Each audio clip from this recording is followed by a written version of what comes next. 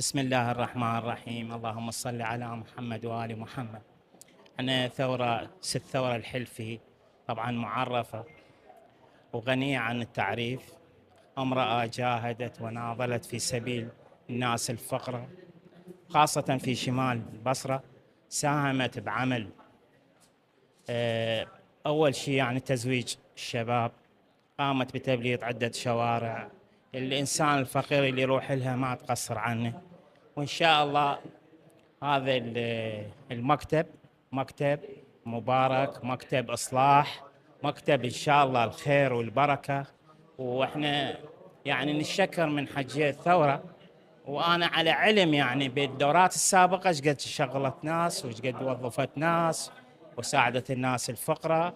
وإن شاء الله الله يجه يعني إن شاء الله نبذل كل جهودنا في سبيل إنجاح هذا المكتب مال شمال البصرة.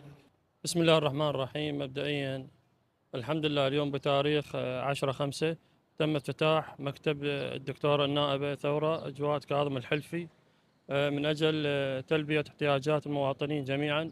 وهذا ليس المكتب الأول، وإنما المكتب ما يقارب الثالث أو الرابع.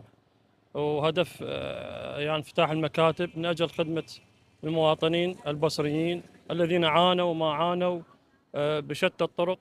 ونسأل الله أن يوفقنا وإياكم لخدمة المواطنين.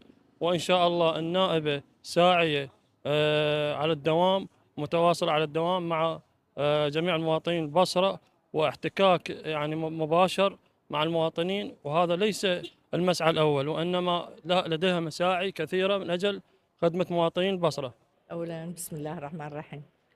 أشكركم القناة شمس البصرة، يعني سعيدة شمس العراق، سعيدة أنه هاي القناة تهتم بالمناطق اللي أطراف البصرة وشمال البصرة. هاي المناطق مهمشة، ويمكن حتى حملة الإعمار اللي اشتغلت بأغلب مناطق مركز البصرة، شمال البصرة كان الأكثر معاناة. فلذلك كان اهتمامنا خاص بمنطقة شمال البصرة، الهارثة والدير والشافي والنشوة ومنطقة المدينة. لهاي المناطق هي المناطق اللي تحتوي على الكم الأكبر من نفط العراق، وهي من أفقر المناطق وأكثر معاناة شبابها وناسها وعوائلها، ويفتقرون إلى أبسط الخدمات. اهتمامنا الكبير بمنطقة الدير، وراح نشتغل على خدمات هذه المنطقة وعلى كل ما تعاني.